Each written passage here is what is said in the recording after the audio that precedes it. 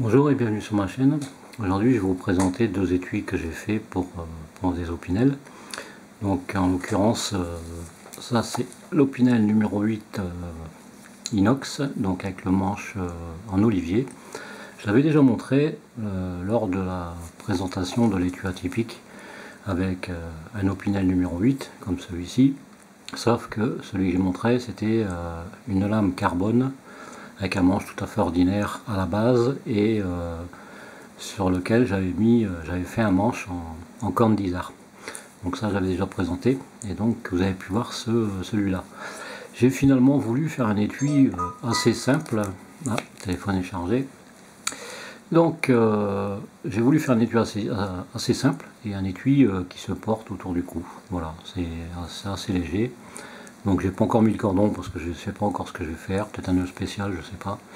Je verrai ça par la suite, ou tout bonnement une paracorde, hein, parce que là j'ai mis un œillet de 6 mm. Donc c'est quand même assez gros, mais voilà, au moins la paracorde passera, plutôt que de mettre un 4 mm. Donc c'est du cuir tannage végétal, qui a été légèrement imperméabilisé. C'est un cuir que j'avais acheté je ne sais plus où, et c'était des morceaux qui me restaient, donc j'en ai eu tout juste assez pour celui-là et celui-là. Donc c'est le même cuir, et j'ai utilisé pour l'un comme pour l'autre une teinte, là c'est une teinte, c'est couleur tan, donc une teinte à base d'alcool, c'est de la marque Fibings, et là j'ai mis sur celui-là une teinte plus foncée, donc toujours tan pour la partie claire, et pour la partie foncée c'est une teinte aussi à base d'alcool, et c'est une teinte, j'ai plus le nom en tête, ça va peut-être me revenir, j'en parlerai après. Donc voilà, ça c'est l'étui simple mais efficace, hein. Comme on peut voir, c'est légèrement creusé, donc le couteau risque pas de s'en aller. Il faut quand même, voilà, quand on le met on l'entend, ça c'est dur, voilà. Et le couteau tient, hein, donc il n'y a aucun souci de ce côté là. Je trouve que le rendement est assez joli au niveau de la couleur. Je suis plus pour les teintes à base d'eau, mais là j'ai quand même opté pour ce type de teinte, pour la simple et bonne raison que le cuir qui est légèrement imperméabilisé ne prend pas la teinte à base d'eau. Voilà, ça fait vraiment quelque chose de léger et assez vilain, et donc voilà, ça c'est quand même quelque chose d'un peu mieux, ne serait-ce que d'avoir ce type de cuir, mais il n'est pas très facile à travailler. Bon, on verra par la suite, j'en parlerai peut-être. Là ici j'ai fait un étui, donc si on regarde, pour mettre en port horizontal. Donc j'ai mis une pièce de cuir qui fait tout le tour et qui est cousue ici avec la couture. Et comme on peut voir, j'ai fait, parce que là avec le matoir avec un hibou, c'est pas évident, hein, ça marque pas aussi bien que sur un cuir tannage végétal qui n'est pas imperméabilisé. Donc voilà le souci avec ce type de cuir que je ne possède plus. J'en rachèterai peut-être quand j'en reverrai, parce que c'est un gars que je connais qui en vend. Il fait les marchés d'ailleurs, et souvent je lui prends des chutes. Des chutes, c'est parfois des feuilles qui font 30 par 40, 40, 30 quoi. Ou des fois un petit peu moins, mais c'est pas régulier, mais c'est des morceaux qui viennent de coller ou de demi-coller, je sais pas, ou de peau entière, pourquoi pas. Et c'est des grandes chutes quoi, et des chutes qui sont vraiment vraiment sympas. Là ici c'est pareil, on voit le renflement du couteau. Là ici en l'occurrence c'est un opinel numéro 12. J'ai modifié un peu le manche, je lui ai donné un arrondi parce que je trouvais ça plus sympa, et j'ai mis un tube en laiton pour passer une paracorde. C'est du 4 mm intérieur je pense. Et j'ai repassé le manche parce que je l'avais poncé, donc on voit plus le logo Opinel. Et là d'ailleurs c'est une lame inox, tout comme l'autre. Ça c'est un couteau qui vient d'un ami qui est décédé, donc je tenais vraiment à le garder. J'en ai hérité entre parenthèses, ainsi que d'un autre couteau, mais bon ça j'en parlerai peut-être plus tard. et j'ai voulu que ce soit beaucoup plus fluide, beaucoup plus arrondi, et je trouve que c'est vraiment plus joli comme ça. Donc là avec la virole, donc c'est pour ça qu'on voit le renflement ici, c'est le renflement de la virole, et ça permet justement un bon maintien du couteau. Donc là voilà, c'est le numéro 12, c'est quand même assez conséquent par rapport au numéro 8, hein, comme tout le monde peut connaître éventuellement, parce que je sais que ce type de couteau est bien connu. Voilà la différence, c'est quand même appréciable, c'est quand même vraiment le gros couteau avec la virole qui sécurise la lame. Et puis voilà, j'ai voulu faire un étui assez particulier. Là il n'est pas au bout, hein, on entend maintenant. Voilà, et là c'est pareil, il partira pas. Donc j'ai voulu décaler la pression parce que je voulais que cette patte soit au centre, donc au point d'équilibre, et je me suis dit pourquoi pas faire des trous. Donc j'ai fait 3 trous en 8 mm et 2 ici en 4 mm, tout simplement pour donner une forme. Et comme j'ai mis une pression laiton qui doit faire environ 12 mm, 12-12,5, je me suis dit ben, je vais faire 10, 8, 6 et 4. Donc j'ai fait des trous qui suivent un peu le mouvement de la patte, parce que la patte n'est pas symétrique, elle est justement asymétrique, parce que j'ai voulu suivre un peu cette courbe pour suivre le mouvement du manche. Voilà, tout simplement, pour les explications. Et c'est une pièce de cuir qui a été pliée, donc moulée, et puis après que j'ai taillé, de façon à ensuite coller cette partie-là, avec le bout ici, bien évidemment. Et donc j'ai fait la première couture ici, tout le long. Et ensuite quand ça s'était fait, et puis que cette pièce de cuir était réglée, parce que j'ai mis le logo aussi, donc c'est vrai que c'est pas évident de mettre le logo ou de faire du repoussage éventuellement sur ce type de cuir. Mais bon, ça a marqué quand même. Et donc moi je trouve que c'est assez sympa. Donc j'avais déjà présenté l'autre étui, l'étui atypique, entre parenthèses, j'avais déjà mis la vidéo. Il y a cette vidéo là qui apparaîtra, ou peut-être que d'autres étuis d'Opinel apparaîtront, ou une autre vidéo, je sais pas. Mais en tout cas, dès que celle-là apparaîtra, vous verrez les autres étuis que j'ai pu faire pour d'autres Opinel qui sont des Opinel qui sont assez anciens, et anciens ou anciennes, hein, un Opinel, une Opinel, je sais pas.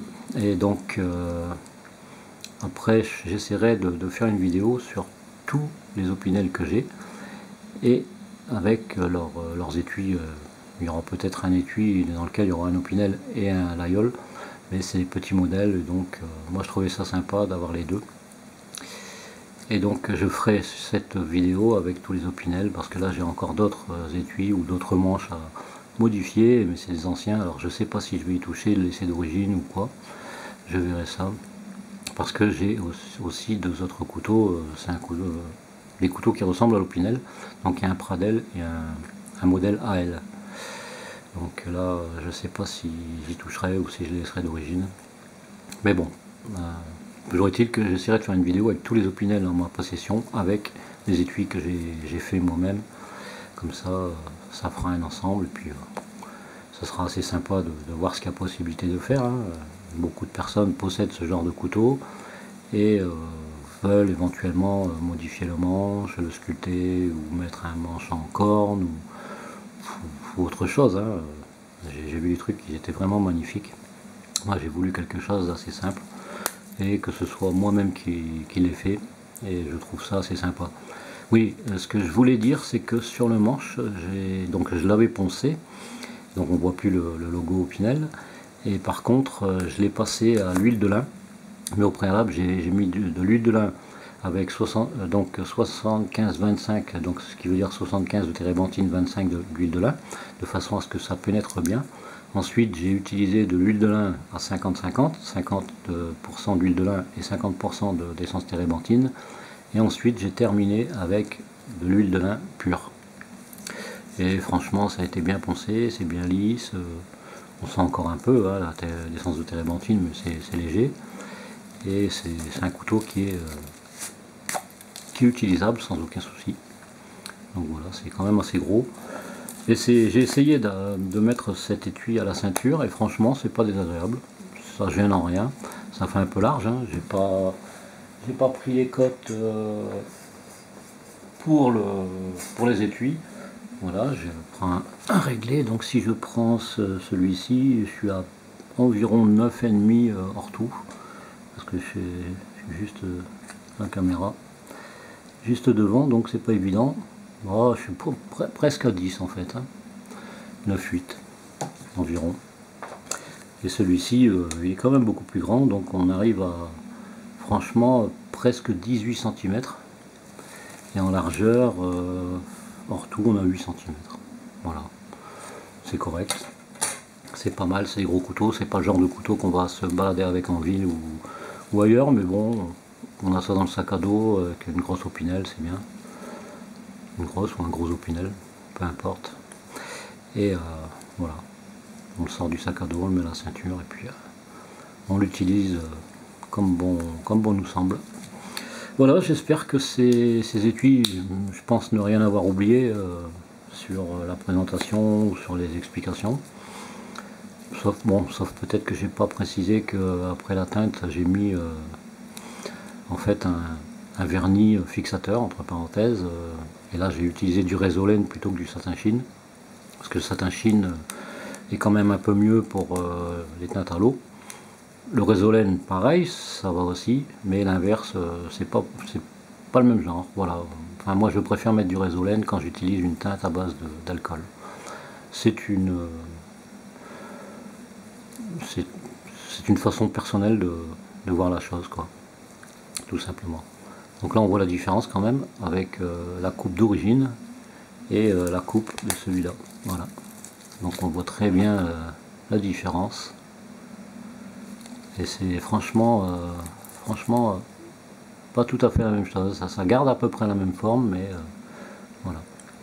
Moi je trouve ça assez sympa. Celui-là je l'ai pas fait parce que je voulais le laisser d'origine, parce qu'avec un manche en olivier et puis du fait qu'il s'est patiné au fil du temps, moi je trouve qu'il est bien comme ça. Il s'est même un peu foncé. Et je préfère le garder d'origine celui-là. Voilà. En plus c'est un cadeau. Peut-être pas un cadeau qui vaut une fortune, mais c'est un cadeau quand même. Et j'ai envie de le garder tel qu'il est. Voilà